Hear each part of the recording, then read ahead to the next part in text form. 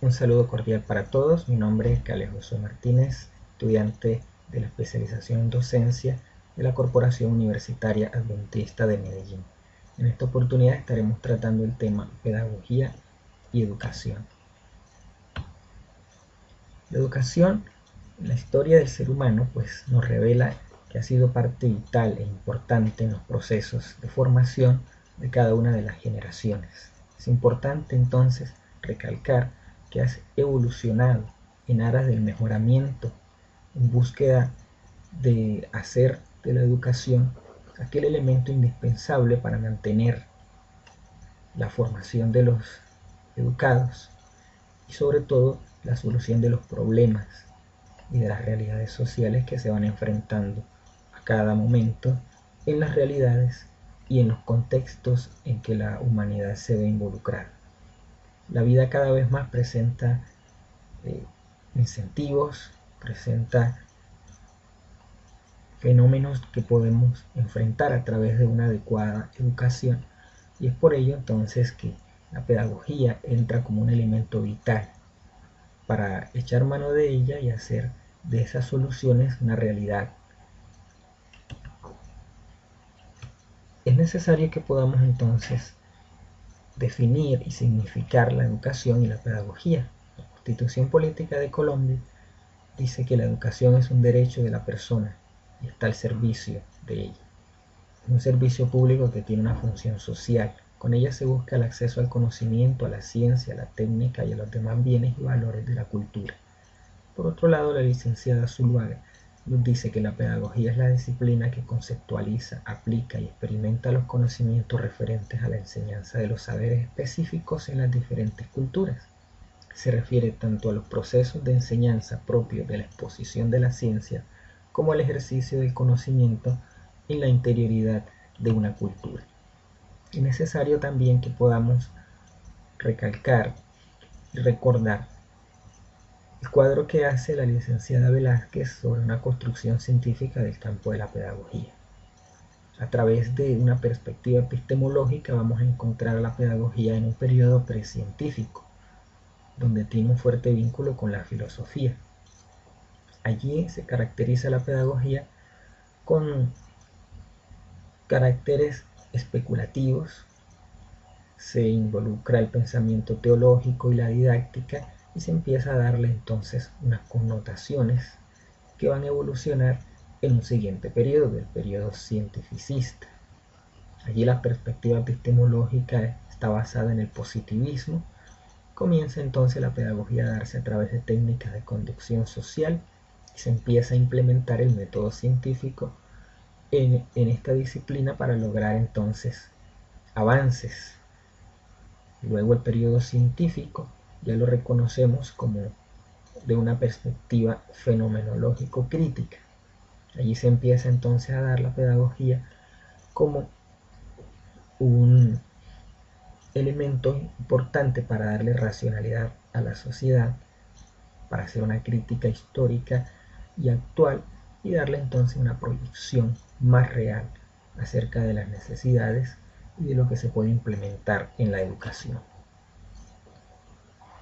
A partir del siglo XVIII vamos a encontrar entonces personajes que empiezan a construir teorías acerca del conocimiento, como Rousseau, quien publica el Emilio de la Educación.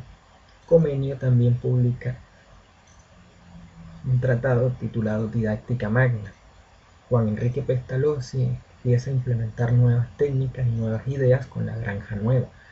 Friedrich Frobel habla acerca de la educación preescolar y la importancia de implementar la pedagogía desde los niveles infantiles. John Dewey con la Escuela Nueva, que se implementa en muchos lugares y muchos enfoques de la educación en Colombia.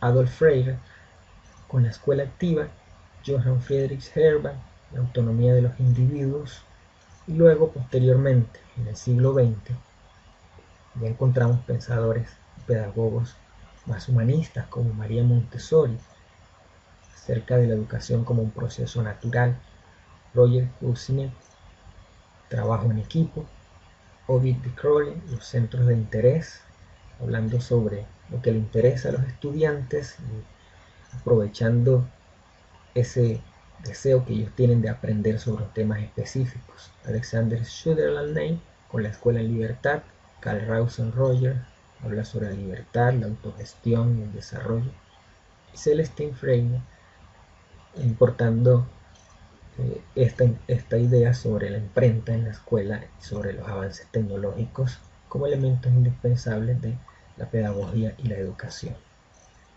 De esas reflexiones sobre el conocimiento aparecen las teorías del aprendizaje. Vemos entonces la conductista, que aborda temas que tienen que ver acerca de cómo aprenden los estudiantes. Allí podemos ver elementos que tienen que ver acerca de la conducta, de cómo los estudiantes aprenden sobre estímulos y respuestas, y intenta entonces explicar cómo se da el aprendizaje desde este enfoque. Luego encontramos otra teoría del aprendizaje por descubrimiento, donde se hace énfasis en la experimentación, en que los alumnos por sí mismos aborden el conocimiento y que esos descubrimientos van a enfatizar y van a inculcar el aprendizaje en ellos. Luego pasamos a otra teoría, que es el aprendizaje significativo. Aquí, principal exponente, Ausubel, dice que el aprendizaje se da de manera significativa. Los significados pueden hacer y pasar sus elementos a través de la cognición, y entonces se dan estos procesos para que podamos aprender. De todos estos elementos anteriores echa mano el cognitivismo para entonces explicar de una manera más científica, por decirlo así, cómo se dan los procesos cognitivos a través de la inteligencia, a través de la mente, y allí entonces se expone el aprendizaje. Luego pasamos ya por el constructivismo de Piaget, que se basa más que todo en las teorías psicológicas del aprendizaje y también reúne elementos de los anteriores enfoques para darle entonces una explicación de construcción del aprendizaje en cada individuo.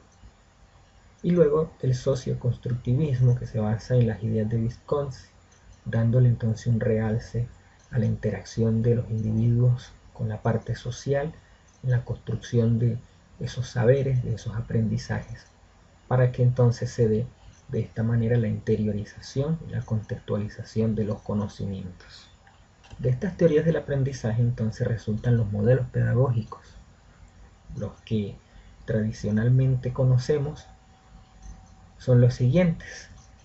El método tradicional, el modelo tradicional pedagógico, pues enfatiza los deberes, los derechos, la autoridad del maestro, la memoria, la corrección, la obediencia, el castigo, la repetición, entre otros.